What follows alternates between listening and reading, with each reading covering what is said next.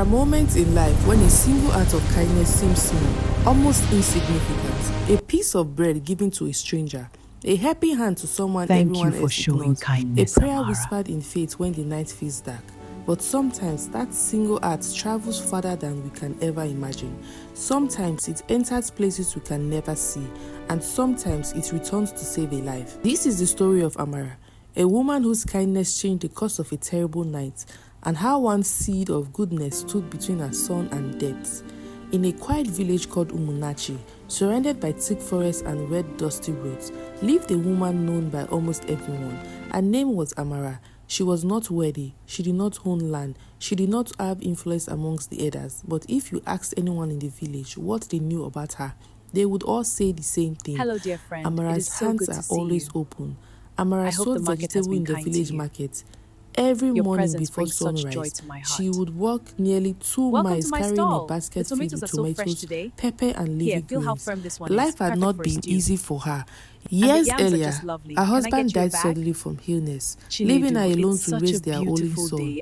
His name was Chinedu. To Amara, Chinedu was more than just her child. He was her hope, her strength, and her reason to keep going. Despite the hardship, Amara never allowed bitterness to enter her heart. If a neighbor was hungry, she shared food. If someone needed help carrying goods, she helped. If a child cried in the market, she comforted them. People often asked her why she gave so much when she had so little.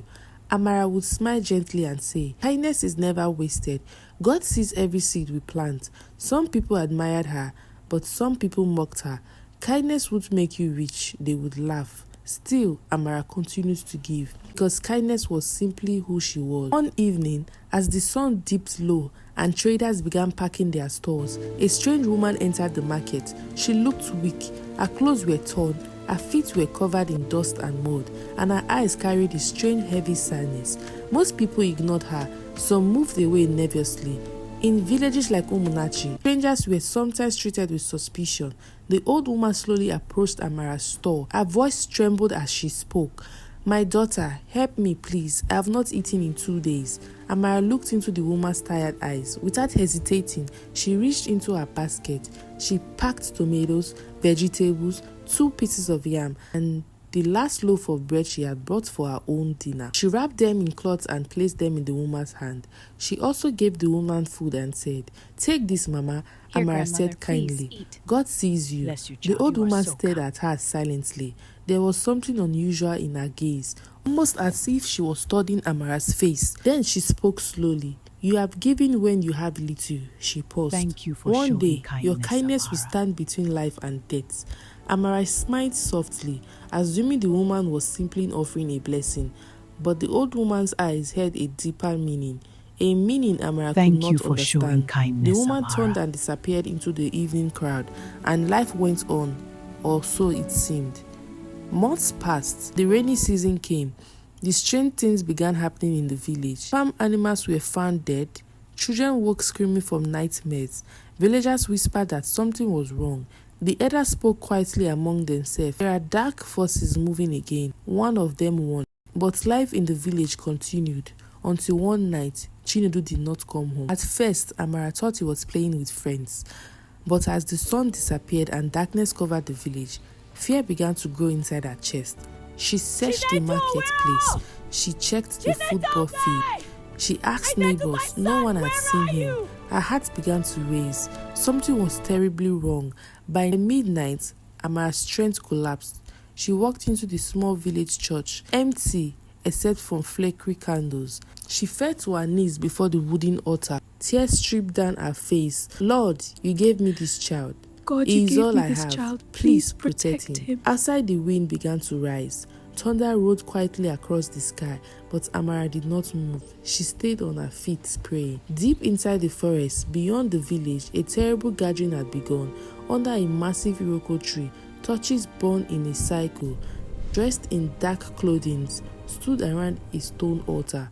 Their voice murmured in low chants. The air felt heavy, almost unnatural. Please help At the me. center of the altar net is a young boy. His hands were tied. His eyes were filled with fear. It was Chinedu. The leader of the group stepped please forward. help Her voice me. was cold and commanding.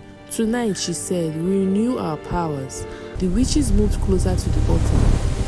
The ritual was about to begin, but then something unexpected happened. One of the witches stepped forward to examine the boy. As the torchlight illuminated his face, she froze. Her breathing stopped. Her eyes widened. She looked again. Something about this boy seemed very familiar. Then suddenly, a memory struck like lightning. A raining evening in the marketplace. A woman offering food without hesitation. Kind eyes filled with compassion.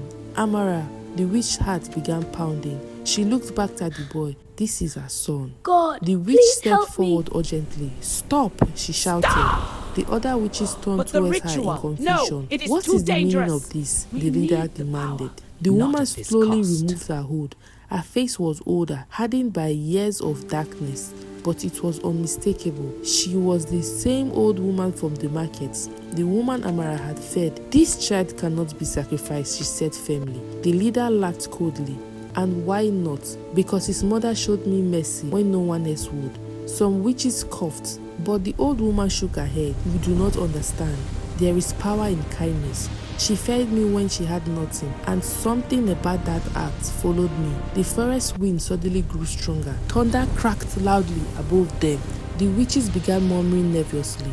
The old woman looked at the sky. Something was wrong, very wrong. Release the boy, she said again. The leader's voice turned dangerous. You dare challenge the old woman stepped forward. I have walked in darkness for many years, and she said quietly, but tonight I feel something is watching us. Another thunder clap echoed across the forest. Several torches suddenly blew out. Panic began spreading among the witches. Finally, the leader spat angrily. Take the boy then. Let the mother's kindness protect him. The rope across Chinedu's hand were cut. The old woman grabbed his arm. Come, she whispered urgently. She led him quietly through the dark forest path. Only the sound of wind through the trees followed them. Finally, they reached the edge of the village. The lights of small houses flickered distance. The woman turned to him. Her voice was softer now. Go home. Your mother's kindness saved you tonight. Chinedu looked at her with confusion. Before leaving, the woman added one final statement. Tell your mother, her seed returned. And with that, she disappeared into the darkness. Just before dawn, Amara sat exhausted inside her home. Her eyes were swollen from crying. Then suddenly, a soft knock echoed in the door. Her heart jumped. She rushed to open it. Standing there, weak and dirty but alive, was Chinedu. She pulled him into her hands and held him tightly. Tears poured down her face as she thanked God and again. My son, my son. She did not yet know what had happened that night, but heaven knew. That Sunday, the village church was full. The pastor stood before the congregation and read a verse from the Bible, Galatians 6:7. Whatever a man sows, that he will also reap. As the message continued, Amara held her son's hand tightly. She remembered the strange old woman from the market Thank you months for earlier, showing kindness, and the blessing Amara. she had spoken. Your kindness will stand between life and death. For the first time, Amara began to understand.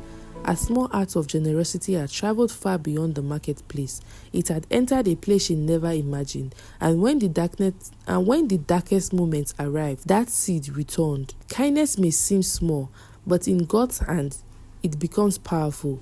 A loaf of bread, a helping hand, a moment of compassion. You never know where these seeds will grow. This is and delicious. You never I'm know so when glad. they might Please come have back more. to save a life.